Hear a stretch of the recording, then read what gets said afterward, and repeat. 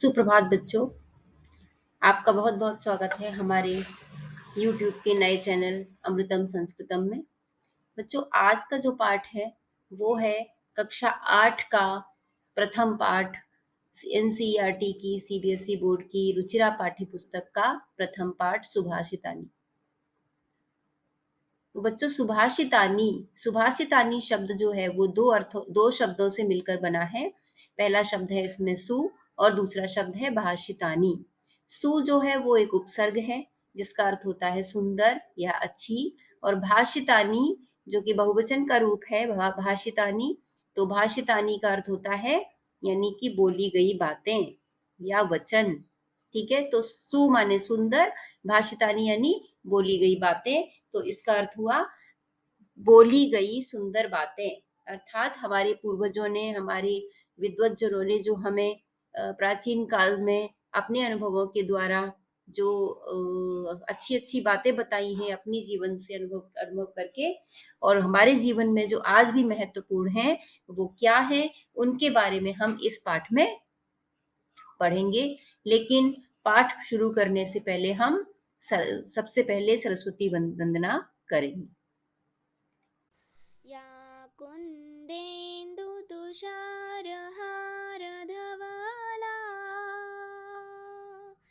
या शुभ्रवस्त्रावृता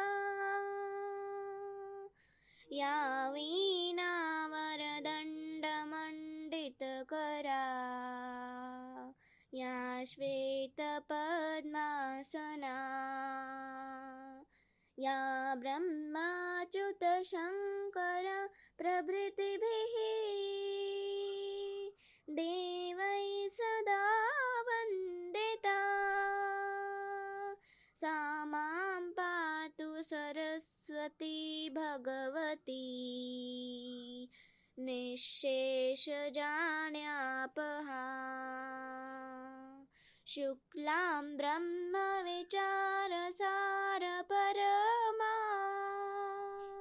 आद्यां जगद्व्यापिनीं वीणापुस्तकधारिणीं अभयदां जाड्याधकारापहां हस्ते स्फाटिकमालिकं विदधतीं पद्मासने समस्थितां वन्दे तां परमेश्वरीं भगवतीं बुद्धिप्रदां शारदाम्।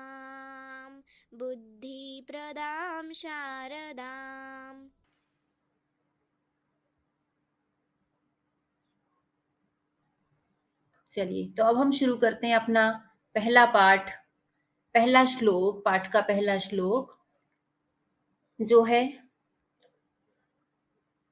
गुणा गुणज्ञेषु गुणा भवन्ति ते निर्गुणं प्राप्य भवन्ति दोषाः सुस्वादुतोयाः प्रभवन्ति नद्याः समुद्रमासाद्य भवन्त्यपेयाः। इस श्लोक में बच्चों बताया गया है कि जो गुण होते हैं वो किन व्यक्तियों के पास जाकर गुण रहते हैं और कहाँ जाकर वे निर्गुण बन जाते हैं। ठीक है, लेकिन इससे पहले कि हम इसका अर्थ को, इसकी अच्छी तरह से व्याख्या को समझें, उससे पहले हम इसकी व्याकरण की कुछ तत्वों का बोध कर लेते हैं। इसमें सबसे पहला शब्द जो गुणा है वो उसका मतलब होता है गुण, यानी कि वर्चूज, जो आपके अंदर क्वालिटीज होती हैं इंसान के अंदर, वो गुणज्ञेषु। गुणज्ञेषु शब्द में सप्तमी विभक्ति का रूप लगा हुआ है और वो भी बहुवचन का, और इसका अर्थ होता है गुणज्ञेषु, यानी जिनके अंदर गुण होते हैं, अर्थात गुणवान व्यक्तियों में। अगला है प्राप्य। तो प्राप्य शब्द जो है उसमें प्र एक उपसर्ग लगा है, आप धातु है और पीछे से ल्यप प्रत्यय लगा हुआ है, तो शब्द बना है प्राप्य और इसका अर्थ हो जाएगा प्राप्त करके। अगला है सुस्वादु तोयाह। इसमें सुस्वादु और तोय दो शब्द मिले हुए हैं। सुस्वादु का अर्थ होता है स्वादिष्ट, टेस्टी, और तोयः माने जल, जल का पर्यायवाची है तोय, तो सुस्वादु तोयाः यानी स्वादिष्ट जल। नेक्स्ट है नद्यः, नद्यः स्त्रीलिंग शब्द है जो कि बहुवचन का रूप है, प्रथमा विभक्ति बहुवचन है और इसका अर्थ है नदियां। नेक्स्ट है समुद्रम आसाद्य, समुद्रम आसाद्य में दो शब्द हैं, समुद्रम प्लस आसाद्य, यहाँ पर संयोग हुआ है, दोनों में संधि नहीं हुई है। समुद्रम में जो हलंत है माँ का, वो उसमें आसाद्य का जो आ है स्वर, वो जाकर मिल गया है और उसका अर्थ बन गया है समुद्र में पहुंचकर। समुद्रम आसाद्य का अर्थ है समुद्रम माने समुद्र, आसाद्य माने पहुंचकर, यानी समुद्र में पहुंचकर। नेक्स्ट है भवन्त्यपेयाः, ये शब्द जो है बेटा वो संधि का उदाहरण है जिसका हम विच्छेद करेंगे तो हमारा दो शब्द जो अलग अलग होंगे वो होंगे भवन्ति प्लस अपेयाः। यहाँ पर भवन्ति में लास्ट में ई है और अपेयाः में प्रथम वर्ण अ है, तो ई प्लस अ इक्वल टू या हो जाता है यड़ स्वर संधि के अकॉर्डिंग, ठीक है। और भवन्ति अपेयाः जो शब्द है वो बन जाएगा भवन्त्यपेयाः, भवन्ति का शब्द होता है होते हैं, अपेयाः माने न पीने योग्य, तो इसका अर्थ हो जाएगा न पीने योग्य होते हैं, अनड्रिंकेबल। चलिए अब हम इसकी व्याख्या देखते हैं। गुणा गुणज्ञेषु गुणा भवन्ति, इसमें कहा जा रहा है, इस श्लोक में कहा जा रहा है कि जो गुण होते हैं व्यक्ति के, जो कि अंदर के जो गुण होते हैं, किसी भी इंसान में जो गुण होते हैं वो गुणज्ञेषु, यानी किसी इंसान की जो क्वालिटी है वो तभी तक क्वालिटीज होती हैं, तभी तक वो गुण रहते हैं जब तक कि वो गुणी व्यक्तियों के अंदर होते हैं, अर्थात अच्छे व्यक्तियों के अंदर होती हैं, ठीक है। गुणा माने गुण, गुणज्ञेषु माने गुणवान व्यक्तियों में, गुणा माने गुणा गुण यानी वर्चूज, भवंती माने होते हैं, अर्थात कहने का तात्पर्य है कि जो गुण हैं किसी भी व्यक्ति के अंदर वो तभी तक गुण रहते हैं जब तक वो अच्छे व्यक्तियों में हैं, जब तक वो गुणवान व्यक्तियों के अंदर हैं, जब तक वो सच्चरित्र व्यक्तियों के अंदर हैं, तभी तक वो गुण रहते हैं, तभी तक वो क्वालिटीज होती हैं। नेक्स्ट लाइन में देखिए, ते निर्गुणम प्राप्य भवन्ति दोषाः, ते माने वे, निर्गुणम माने निर्गुण, निर्गुणम यानी निर्गुणी व्यक्ति जिसके अंदर गुण नहीं है, अर्थात बुरा व्यक्ति, प्राप्य माने प्राप्त करके, यानी वही गुण जो जब अच्छे व्यक्ति के अंदर थे तब वो गुण थे, लेकिन वही गुण जब किसी निर्गुण व्यक्ति के अंदर चले जाते हैं या निर्गुण व्यक्ति के अंदर होते हैं तो वो क्या बन जाते हैं, भवन्ति दोषाः, वो दोष बन जाते हैं, ठीक है। कैसे बन जाते हैं उसका उदाहरण भी दिया है, उसी प्रकार से दोष बन जाते हैं जिस प्रकार से सुस्वादु तोयाः प्रभन्ति नद्याः, सुस्वादु तोयः, सुस्वादु माने स्वादिष्ट, तोया माने पानी, प्रभवंती माने बहता है, किसमें बहता है, नद्यः नदियों में, यानी वही पानी, पानी सेम है, जब तक वो नदियों में बहता है तब तक वो स्वादिष्ट पानी होता है, पीने योग्य होता है। और समुद्रम आसाद्य भवन्त्यपेयः, और जैसे ही वही पानी जब समुद्र में मिल जाता है, नदियों का पानी आपको पता ही है कि नदियां ही मिल जाकर समुद्र में मिलती हैं, तो जब वही नदियों का पानी समुद्र में मिल जाता है तो समुद्र में पहुंचकर वह पानी न पीने योग्य हो जाता है। उसी प्रकार से जो गुण होते हैं, वर्च्यूज होते हैं, वो तभी तक वर्च्यूज रहते हैं, तभी तक क्वालिटीज रहते हैं, तभी तक गुण रहते हैं जब तक कि वो गुणी व्यक्तियों में है। जैसे ही अगर किसी व्यक्ति के अंदर सेम गुण है, वही गुण है, लेकिन वो दुर्जन व्यक्ति के अंदर है, किसी बुरे व्यक्ति के अंदर है, तो वो उससे गलत काम ही करता है। जो दुर्बुद्धि है तो वो उन गुणों का अच्छा प्रयोग नहीं करेगा, वो उनको बुरे कामों में ही लगाएगा। तो इसलिए कहा गया है कि गुण जो हैं वो गुणी व्यक्तियों में ही गुण रहते हैं, जैसे ही वो निर्गुण में पहुंचते हैं तो वो दोष बन जाते हैं। किस प्रकार से, उसी प्रकार से जिस प्रकार से नदियों में बहता हुआ पानी स्वादिष्ट होता है, पीने योग्य होता है, लेकिन समुद्र में पहुंचकर वही पानी न पीने योग्य हो जाता है। चलिए अब हम दूसरा श्लोक देखते हैं। साहित्य संगीत कला विहीनः साक्षात् पशुः पुक्ष तृणं न खादन्नपि जीवमानः तद्भागधेयं परमं पशूनाम्। इस व्यक्ति में इस श्लोक में बताया गया है कि किस प्रकार का व्यक्ति जो है, किन गुणों से युक्त व्यक्ति जो है वो व्यक्ति होता है, मनुष्य होता है, और कब वो पशु के समान हो जाता है। ठीक है, लेकिन श्लोक का अर्थ देखने से पहले हम इसका व्याकरण के तत्व देखेंगे। विहीनः, अच्छा, साहित्य का अर्थ आपको पता है, लिटरेचर होता है। संगीत मीन संगीत, म्यूजिक, कला, आर्ट। विहीन माने रहित, विदाउट। ठीक है, वही शब्द है। विहीन माने रहित या के बिना, विदाउट। और ये एक अव्यय शब्द है, अव्यय जो कभी भी चेंज नहीं होता, जिसके रूप नहीं होते। साक्षात पशु, साक्षात पशु, पशु माने पशु, एनिमल। साक्षात माने जो हमें दिख रहा है, साक्षात पशु के समान, डायरेक्ट। ठीक है, पुच्छ माने पूछ, विषाण माने सींग, हीन माने अगेन सेम है, विहीन और हीन एक ही है, यानी हीन माने रहित यानी विदाउट। ठीक है, नेक्स्ट है तृणम माने तिनका या घास, ना माने नहीं, खादन अपि, खादन अपि को जब हम अलग करेंगे तो यहाँ से खादन अपि निकलेगा, मतलब खाते हुए भी। जीव मानः माने जीवित रहते हुए।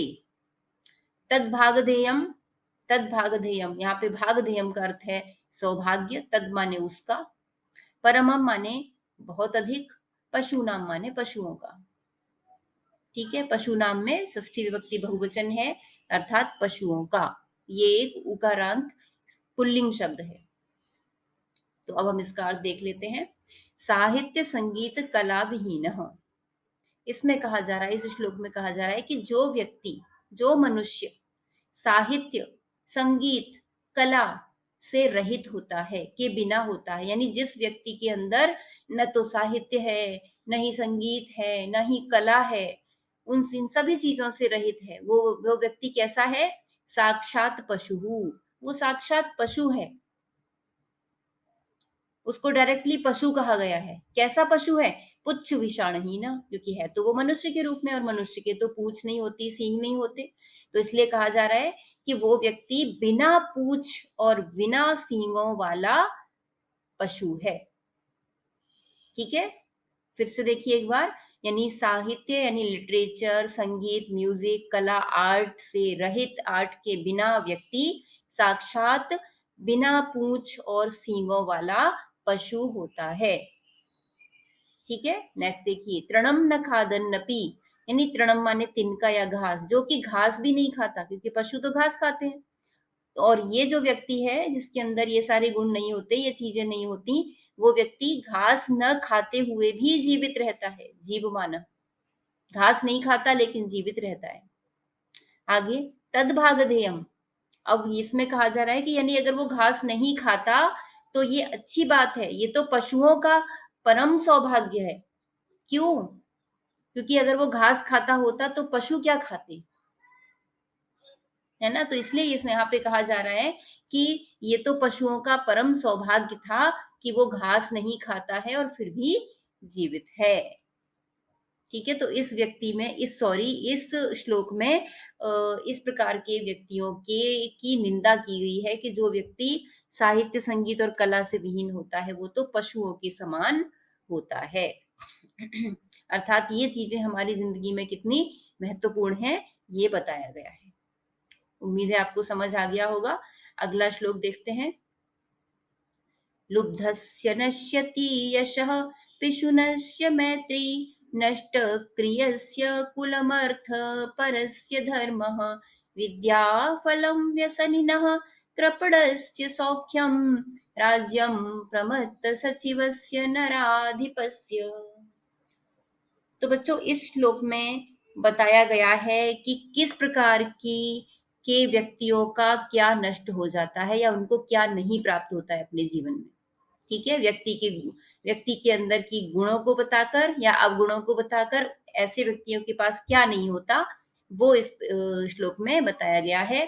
तो हम पहले इसका व्याकरण के तत्व देखेंगे। लुब्धस्य, आपको अब तक तो आपको पता चला ही है कि स्य जहां भी लगता है वो षष्ठी विभक्ति का रूप होता है, संबंध कारक होता है। तो लुब्धस्य यानी लोभी का, लुब्ध माने होता है लोभी, इसमें हम षष्ठी विभक्ति होने की वजह से का चिन्ह सब में लगाते जाएंगे। लुब्धस्य लोभी का, पिशुनस्य यानी चुगली करने वाले का, जो चुगलीखोर होते हैं ऐसे व्यक्तियों का।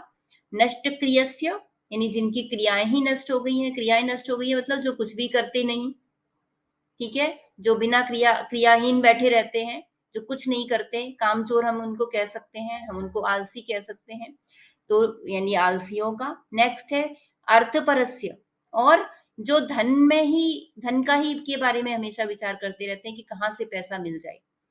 अर्थ माने कहते हैं धन, ठीक है, यानी धन में रुचि रखने वालों का, ठीक है। अगला है व्यसनिनः यानी व्यसनियों का। व्यसनी कहते हैं जिनकी बुरी आदतें होती हैं, ठीक है, बुरी आदतों वाले का। अगला है कृपणस्य, कृपण कहते हैं कंजूस, अर्थात कंजूस का। नेक्स्ट है प्रमत्त सचिवस्य नराधिपस्य। प्रमत्त सचिवस्य यानी प्रमादी सचिव माने मंत्री, ठीक है, और नराधिप कहते हैं राजा को, यानी प्रमादी सचिव वाले राजा का। प्रमादी यानी विवेकहीन, जिसके अंदर यही सोचने समझने की ताकत नहीं है कि क्या अच्छा है क्या बुरा है, ठीक है, जो प्रमादी है। तो ऐसे राजा का, यानी जिस राजा का मंत्री प्रमादी हो, ऐसे राजा का, ठीक है। तो इन व्यक्तियों का क्या नष्ट हो जाता है वो देखिए अभी आप।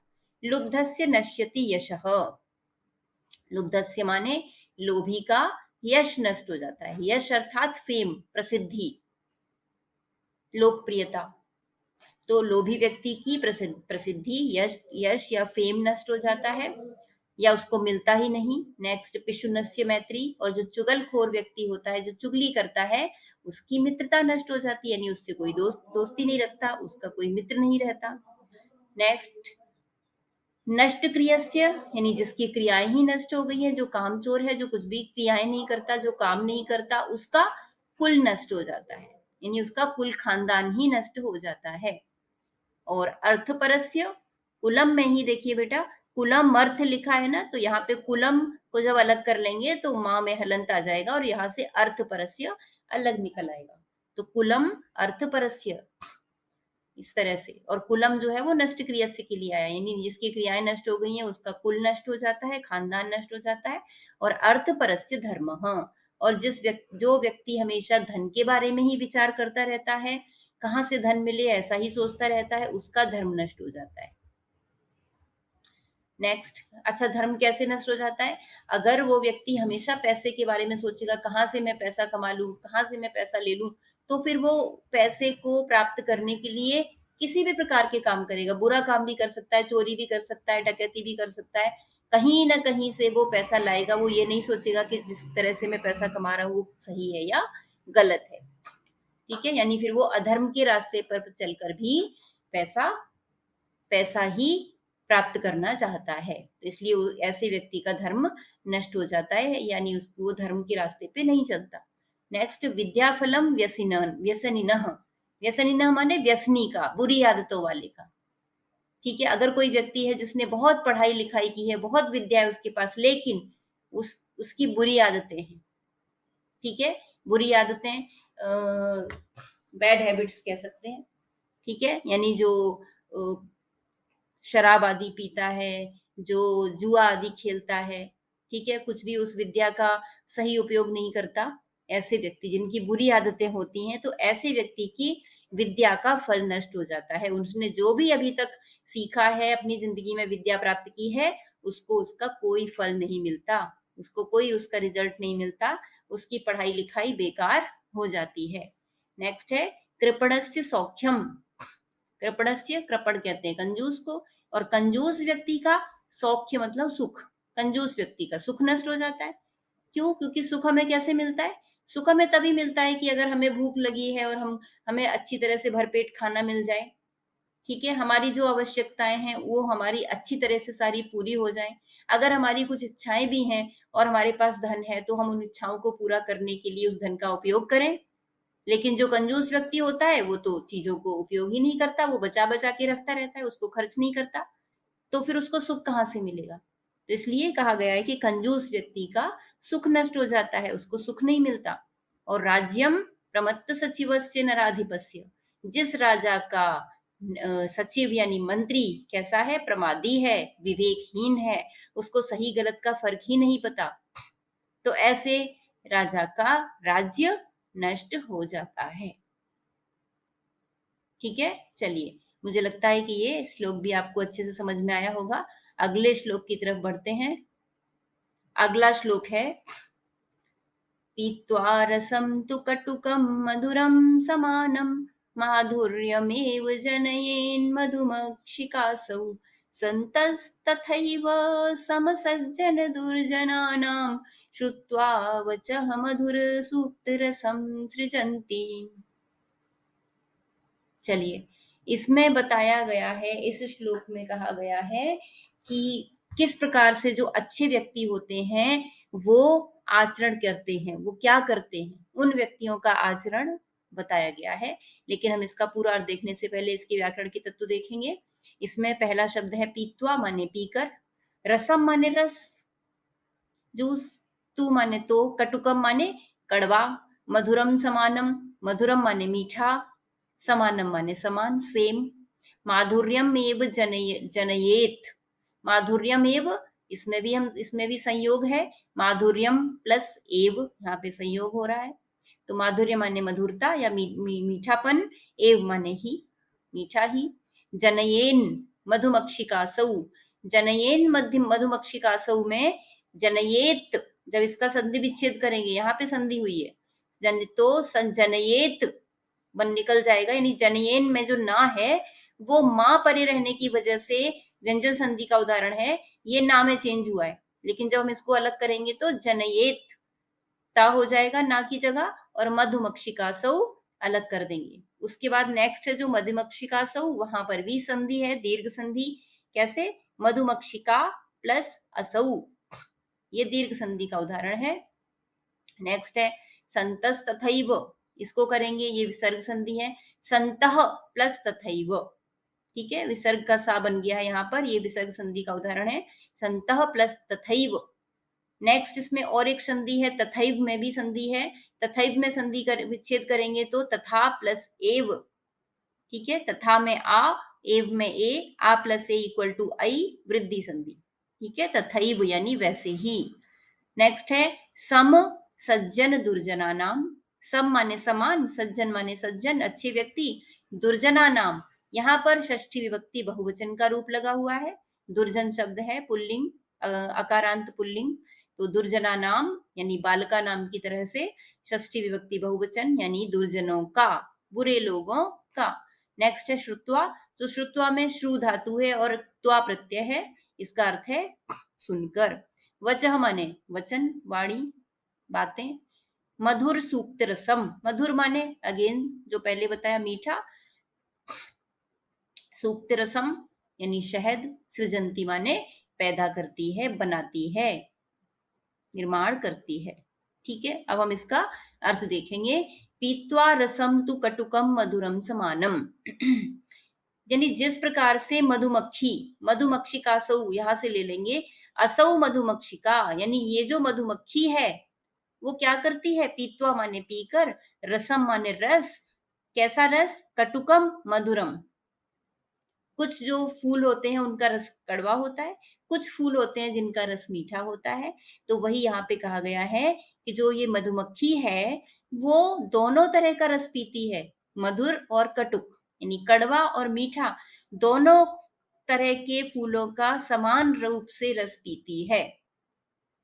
ठीक है, लेकिन वो मधुर और कटु यानी कड़वा और मीठा दोनों तरह का रस पीकर क्या करती है, माधुर्यमेव जनयेत, मधुरता ही पैदा करती है। यानी जब वो शहद बनाती है तो वो शहद कैसा होता है, कैसा होता है कि कोई कोई शहद मीठा और कोई कोई कड़वा होता है, नहीं, शहद जो होता है वो हमेशा मीठा ही होता है। ठीक है, क्या कहा जा रहा है इसमें कि जिस प्रकार से ये मधुमक्खी मधुर यानी मीठे और कटुक यानी कड़वे दोनों तरह के रसों को पीकर, ठीक है, समान रूप से पीकर भी मीठापन ही पैदा करती है, ठीक है, यानी माधुर्यमेव जनयेत, मीठापन ही, मीठा शहद ही पैदा करती है। संतः तथैव, उसी प्रकार से, तथैव माने उसी प्रकार से, वैसे ही, संतः माने जो संत जन होते हैं, संत जन का मतलब जेंटलमैन, अच्छे लोग, गुणवान व्यक्ति, जो अच्छे व्यक्ति होते हैं, वो सज्जनों की और दुर्जना नाम, दुर्जनों की, सज्जन और दुर्जन, यानी अच्छे लोगों की भी बातें सुनते हैं, बुरे लोगों की भी बातें सुनते हैं, समान रूप से ही सुनते हैं, लेकिन वो जब काम करते हैं, यानी सुनते सबकी बातें, गलत लोगों की भी या दुर्जन व्यक्तियों के भी, अच्छे लोगों की भी, सज्जन व्यक्तियों के भी बातें सुनते हैं, लेकिन दोनों की ही बातों को सुनकर हमेशा मधुर सूक्त रसम सृजंती, अपने बुद्धि विवेक का प्रयोग करके वो हमेशा अच्छे काम ही करते हैं। जिस प्रकार मधुमक्खी हमेशा शहद ही पैदा करती है, उसी प्रकार जो सज्जन व्यक्ति होते हैं वो सुनते सबकी भी हैं। ठीक है भाई, समाज में रह रहे हैं तो उनको दुर्जन व्यक्ति भी मिलते हैं, उनकी भी बात सुन लेते हैं, अच्छे व्यक्ति भी मिलते हैं, उनकी भी बात सुनते हैं, लेकिन काम वो क्या करते हैं, अपने विवेक से सोच समझकर हमेशा अच्छा काम ही करते हैं। मधुर सूक्त रसम सृजंती, वो हमेशा अपने मुख से अच्छी बातें ही बोलते हैं, अच्छे काम ही करते हैं। ठीक है, चलिए अगला श्लोक देखेंगे।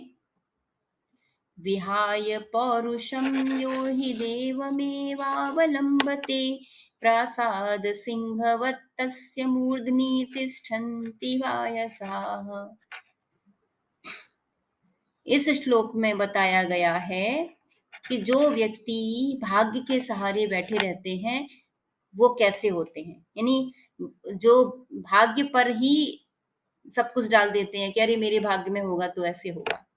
ठीक है, ऐसे व्यक्तियों की इसमें निंदा की गई है, और निंदा करते हुए क्या कहा गया है वो देखने से पहले हम इसका व्याकरण के तत्व देखेंगे। सबसे पहला शब्द है विहाय, विहाय माने छोड़कर, पौरुषम माने पुरुषार्थ, यानी काम करना।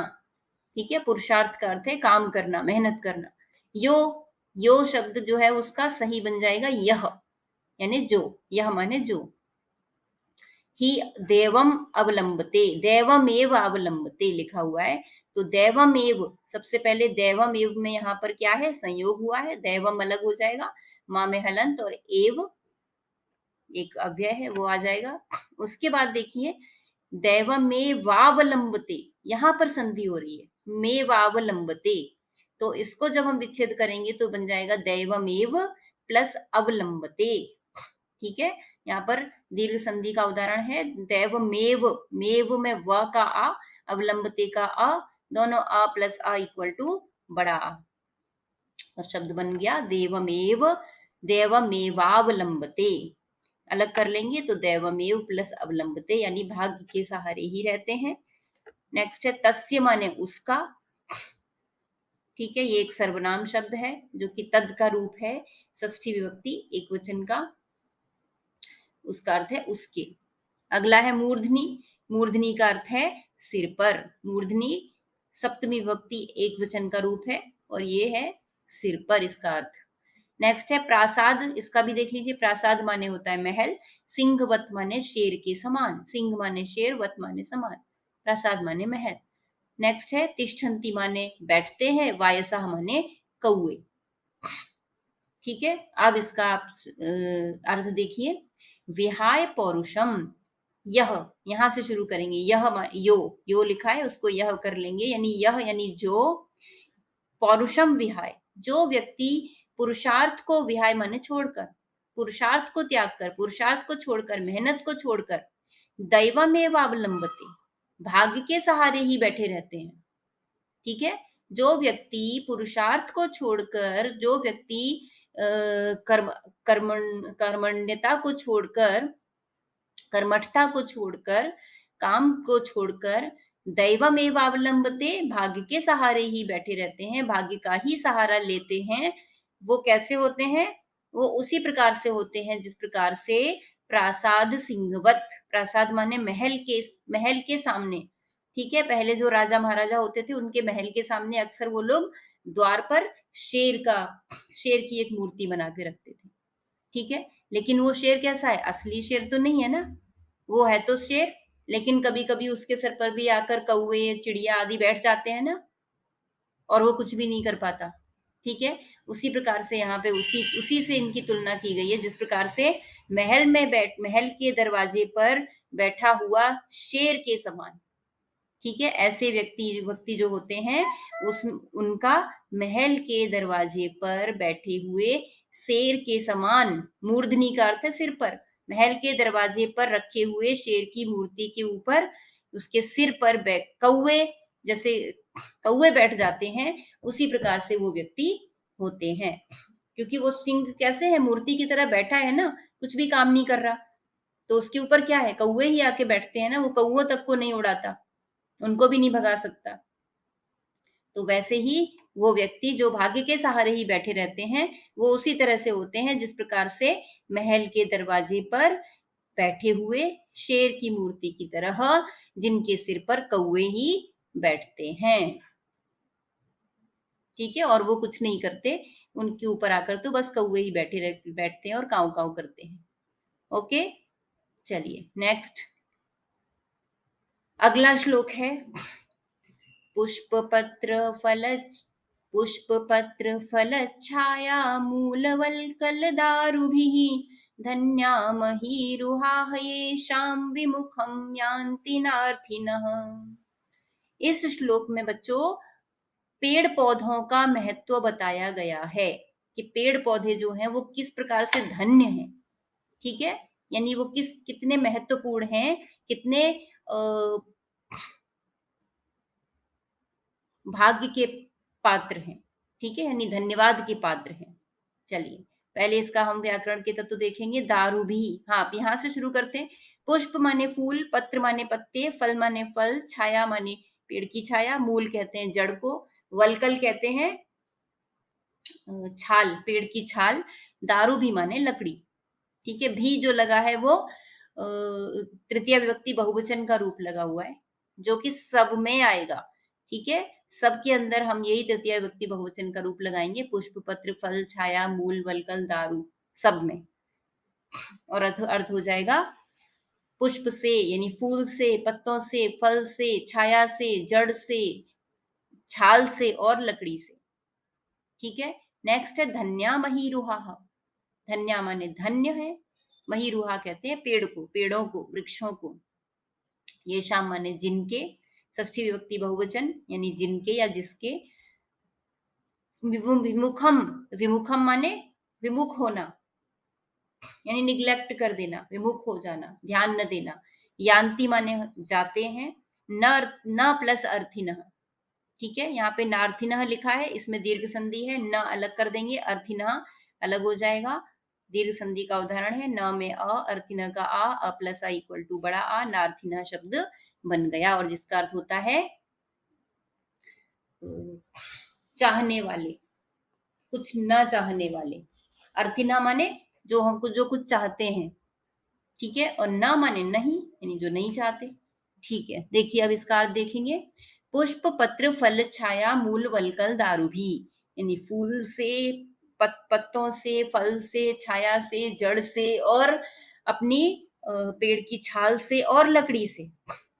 यानी जो पेड़ होते हैं वो कैसे हैं, महीरुहा धन्या।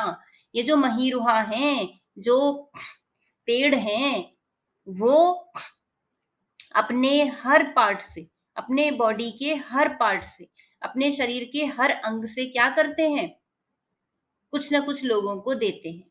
ठीक है, यानी हम पेड़ के पास जाएंगे तो वो कभी भी हमें खाली हाथ नहीं लौटाएंगे। ठीक है, कुछ नहीं है, अगर फल फूल नहीं है तो वो हमें छाया देंगे। ठीक है, यानी उसका हर पार्ट काम आता है, मनुष्यों के काम आता है। तो वही यहाँ पे कहा जा रहा है कि ये पेड़ धन्य हैं, जिनके, ये शाम माने जिनके पास से कोई भी याचक, यानी कोई भी उनके पास अगर जाता है कुछ भी लेने के लिए, तो वो उनसे विमुख नहीं होते, कभी भी वो खाली हाथ नहीं जाता। ठीक है, अर्थिनः यानी कुछ चाहने वाला। जो व्यक्ति कुछ चाहता है वो कभी भी विमुखम न यान्ति, वो उनसे कभी भी विमुख नहीं होता, वो कभी उनको निग्लेक्ट नहीं करते। ठीक है, कभी फूल देते हैं, कभी पत्ते देते हैं, कभी फल देते हैं, छाया, जड़, छाल और लकड़ी सब कुछ देकर उन व्यक्तियों को वो धन्य करते हैं, उन व्यक्तियों को लाभ पहुंचाते हैं। तो ये जो पेड़ हैं वो धन्य हैं, जिनके पास से कभी भी कोई याचक खाली हाथ नहीं जाता, जिनके पास से कोई भी कुछ चाहने वाला, मांगने वाला विमुखम न यान्ति, ठीक है, विमुख नहीं होता, यानी हमेशा कुछ न कुछ लेकर ही आता है।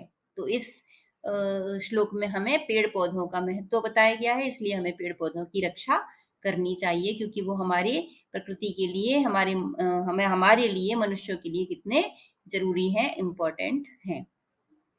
लास्ट श्लोक देखेंगे।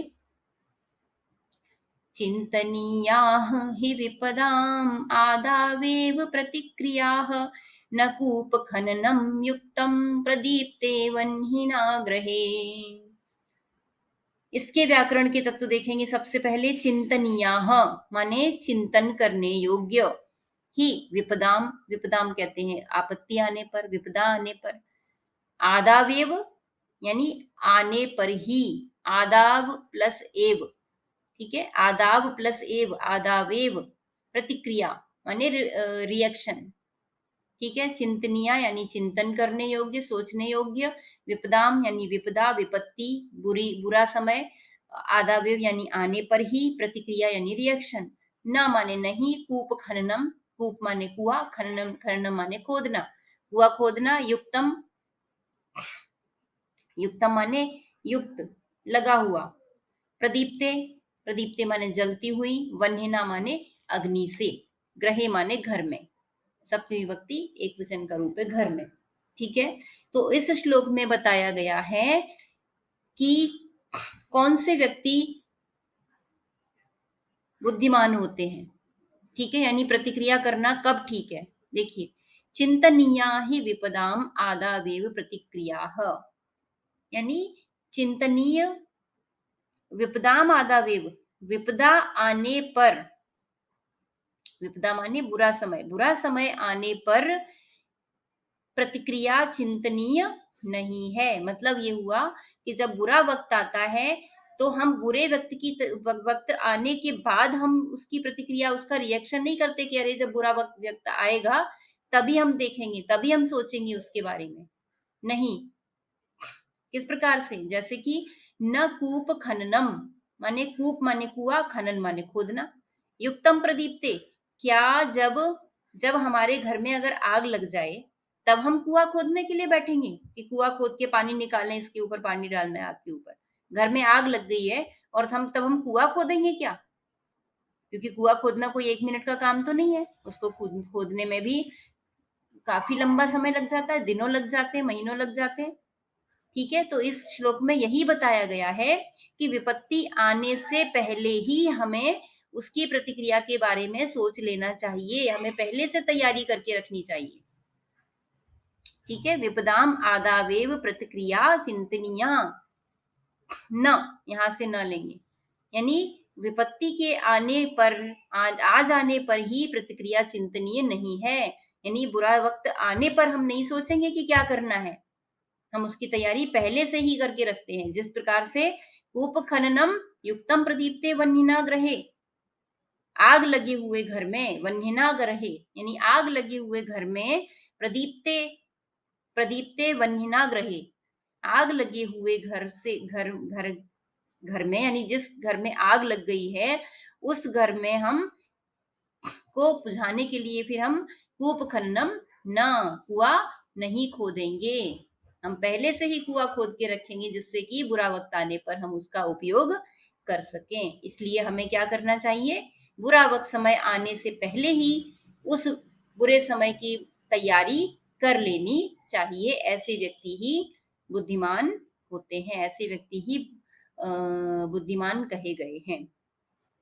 तो उम्मीद है आपको सारे श्लोक अच्छे से समझ में आए होंगे, ठीक है। चलिए, तो आज का हमारा ये पार्ट यहीं पर खत्म हुआ और नेक्स्ट अगले वीडियो में हम मिलेंगे इस पार्ट के अभ्यास कार्य के साथ, इस पार्ट का अभ्यास कार्य करेंगे। तब तक के लिए आप इस वीडियो से पढ़िए, श्लोकों को समझिए। अगर आपको कहीं कुछ न समझ में आया हो तो आप कमेंट बॉक्स में, कमेंट सेक्शन में कमेंट करके भी लिख सकते हैं, अपनी राय दे सकते हैं कि अगर कुछ चीज़ आपको नहीं समझ में आ रही है तो मैं किस प्रकार से अपने उन पढ़ाने के तरीके में सुधार करूं या आपको क्या और चाहिए। ठीक है, तो आप उसमें कमेंट करके बता सकते हैं और अगर वीडियो अच्छा लगे तो उसको लाइक करें, शेयर करें, अपने दोस्तों को भी, सबको बताएं जिससे कि उनको भी उनकी पढ़ाई में लाभ मिल सके। चलिए, धन्यवाद।